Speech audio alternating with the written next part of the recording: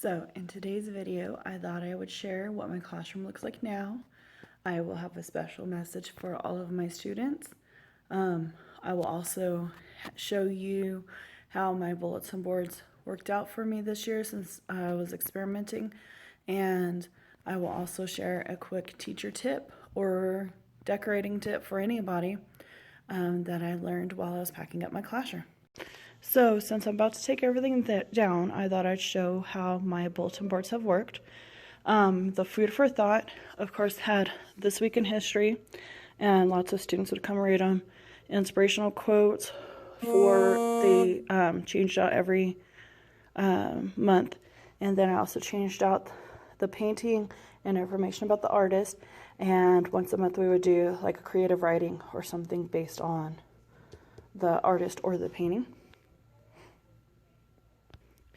Then my student headquarters, right here we had the monthly schedule that showed like sporting events, testing like NIMX assessments park, such as that. We have the test dates for ACT, SAT. I also had the menu for what was in the cafeteria. If there was no names, it would go here. Anything else like Spirit Week, anything like that would get hung up there. I did have the pens and pencils and paper and the sign-in, all of that up here, and the markers and everything were kept under there, and you can see where I'm cleaning stuff up. This just worked as a reminder, a daily reminder, a weekly reminder for the students that were pull out what their checklists are. If they're a junior, they should be researching deadline requirements, registering and taking the ACT, SAT, applying for scholarships. Touring colleges already. Senior year, they should continue to apply for scholarships, visit and tour the schools, apply for financial aid, review their college, all of that. And then finally, the community service project. It worked great to put down our different ideas. We didn't do all the ideas, but we ended up doing a lot more than some of them that are written there, and then some of them we did do. So it was a lot of fun, and it worked out great. I did not end up changing the one with the paint samples on it. I meant to, I just ran out of time, so then I ended up just leaving it up. And that is all for the bulletin boards, the one way over there behind my mess because I'm packing up to move. Just has my different personal things on it.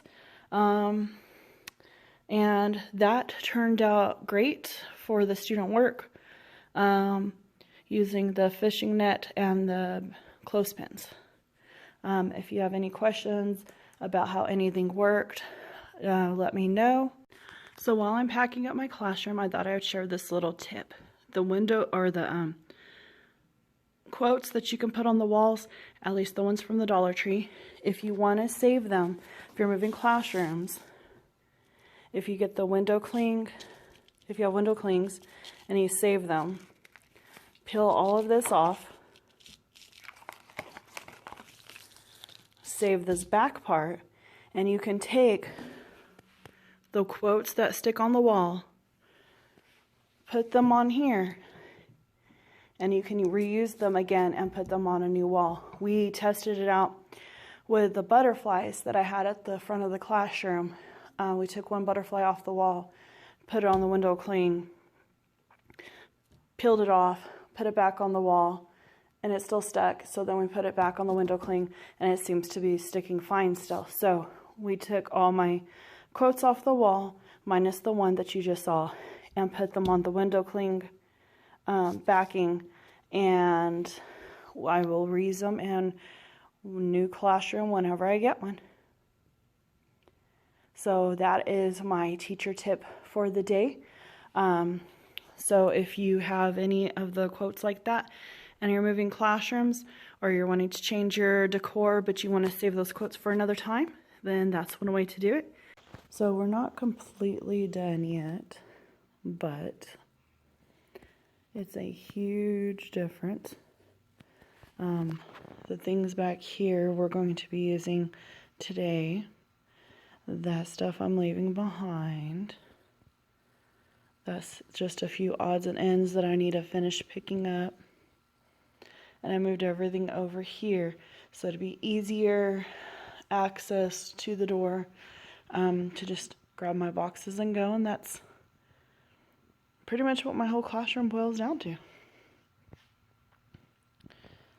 And that is what my classroom looks like now, all bare and undecorated.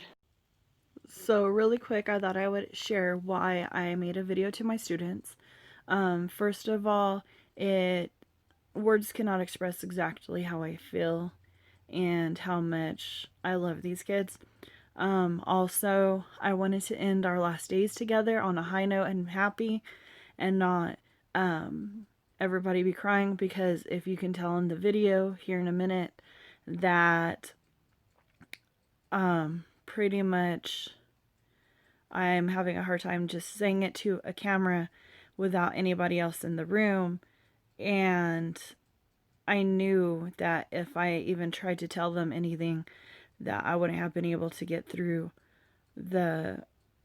everything I wanted to say. And that is why I made a video message for them.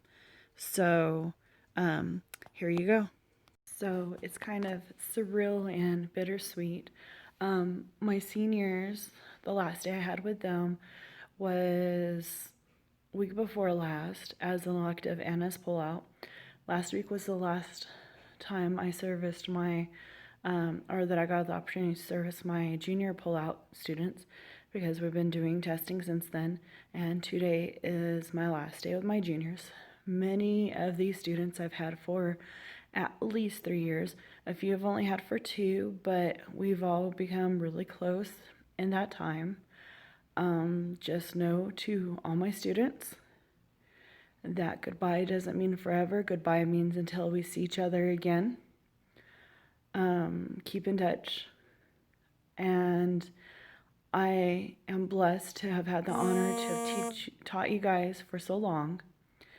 And I know that you guys will do amazing, amazing things in your lives. You guys are great people. You have great hearts. You're hard workers. And I know that you guys will go far, far in life. And I cannot wait to see what you guys do with the rest of your lives. And once my kid, always my kid. You guys will always be my students. So, wishing you all well. And I hope that you guys make the best of the rest of your lives, and I hope that you learned as much from me as I have from each and every one of you. You all hold a very special place in my heart. And I hope you enjoyed this video. Thanks for watching. Have a great day, and God bless. And if you like this video, please leave a like, a comment, and subscribe.